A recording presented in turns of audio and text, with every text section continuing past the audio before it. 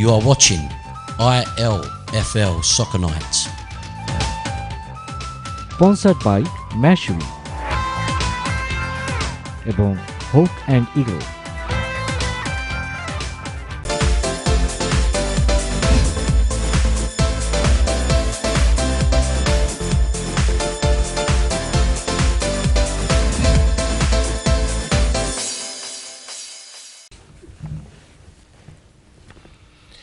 Good evening and welcome. It's the last section of ILFL Soccer Night here on NTV. You are live with me, David Joseph. I'm in the studio with Rashid Ali and Kamra Zaman.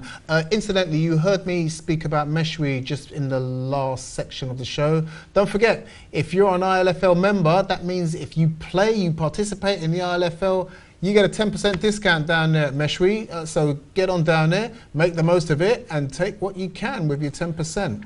We're going to have a look just very quickly now at the Premier Division table, and while we're doing that, it gives us the opportunity to discuss one or two things. Here it is in all of its glory.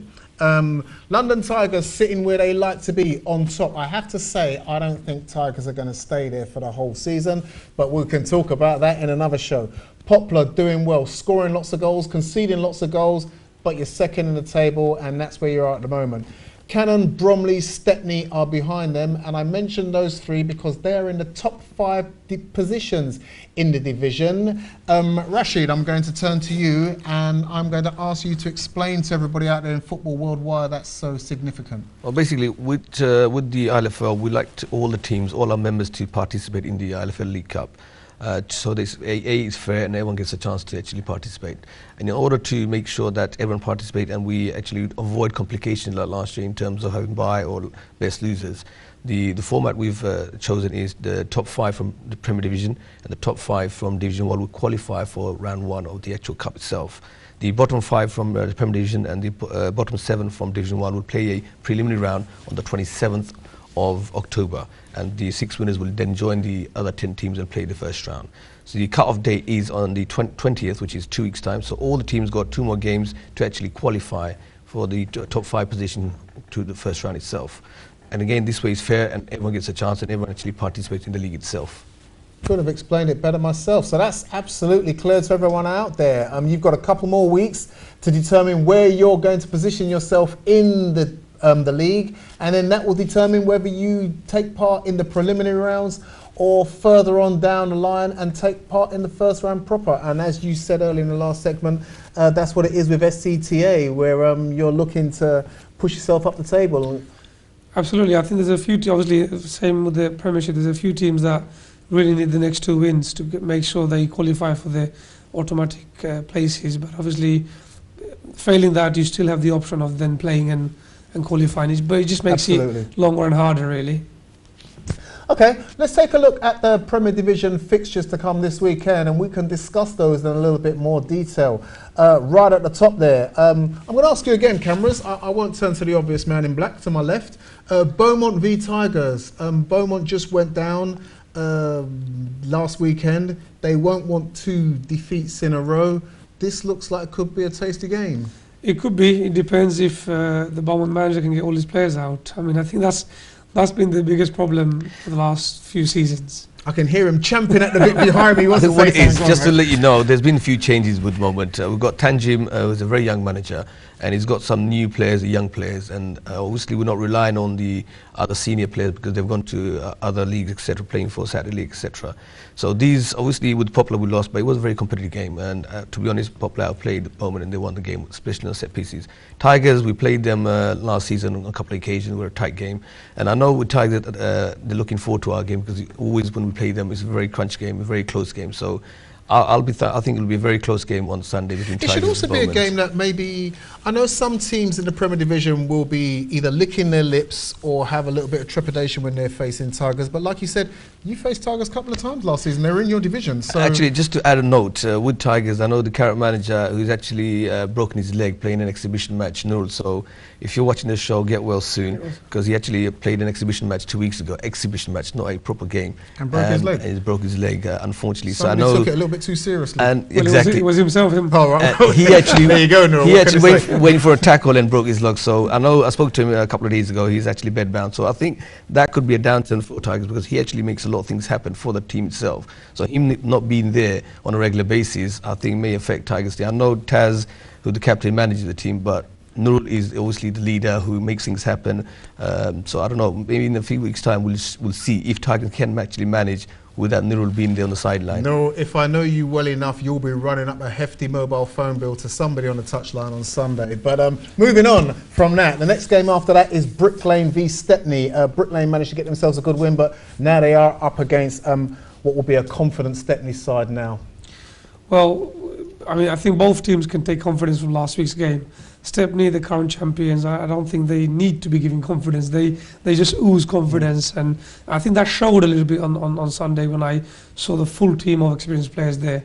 And I think Brick Lane obviously wanting to qualify for that automatic place. They will try their utmost best to stop Stepney. I'll actually step in and I'll actually say Brick Lane will actually beat Stepney because I think the Stepney got a lot of youth, and the way I've watched them 2 games and they look like one of the dark horse in the actually Premiership itself, and I'll actually put my neck out and say Brick Lane would actually beat Stepney on Sunday. I think one of the things, something I only learned recently, is that Stepney have lost a big player in Fozzie in the team now as well, who's not playing as much as probably he used to now, and that might be a big loss for Stepney. I don't know. But saying that though, every team has the same situation. They have 1 or 2 players missing, so you can't be relying on 1 or 2 players. It's a squad game. You should be relying on the squad rather than 1 or 2 individuals. Yes, he's a great player, but I don't think Stepney should be looking at 1 or 2 individuals. They should be looking at the whole squad itself. They've clearly got enough in depth anyway. Ireland v Bromley. Ireland seem to be draw specialists a little bit of late. Up against a Bromley side. Then we've got Newark going to Poplar again. It's not great for the confidence of youngsters. Having said that, I've seen Newark twice this season, and they turn up fresh-faced and they give 120% commitment, energy, enthusiasm for the first half hour. I know they ran Cannon very close for the first 40-50 minutes of their game, but are up against a strong Poplar side again, it seems, this season. It'll be difficult for Newark. I think the whole season is going to be one long season for them. But you know, it's like Rashid said. I mean, there are 2 sides to how Newark can plan out over the course of the year. One is they can continue to lose and they can lose interest and motivation, or 2, they can learn from that and get stronger and better. And for the next 2-3 years, they can become a force. So we'll see what happens with Newark, really. Sire playing Cannon. Again, this is another game just as it was with Beaumont Tigers. These were 2 teams who were battling it out at the top of their respective divisions last season, and here they go again, going head to head. I'm very surprised with Sire, to be honest, not pulling the results. I know pre-season they were thinking they're going to win the league. They were really motivated, they were really keen, they got a lot of players, and they had a good summer season in other leagues, and obviously last winter, so they were on a high. Not to win games yet, to be struggling to get results, I'm very disappointed because they were one of the teams I was looking forward to. Cannon is brought in a lot of players, and I think they are one of the teams going to be tough to beat. So I can't see Sire pulling off results unless Sire can prove me wrong on Sunday by getting a result. Just to add to that, Rash, I mean, the fact that Sire are up for it and they have a big squad and they're struggling shows the calibre and the strength of the Premiership. It's no mean feat. It's quite difficult up there. Just to add as well, I think in the last couple of weeks I've seen that a lot of the teams realise how competitive the league is and how intense it is, and there's been a lot of new players added to registrations. So all the teams before on average used to have 25, 26, now in their 30s, because they know they have to rely on other players because it's so competitive, and they need a bigger squad purely because how hard the Premier Division is itself. I think strengthening depth is something that's needed for many squads.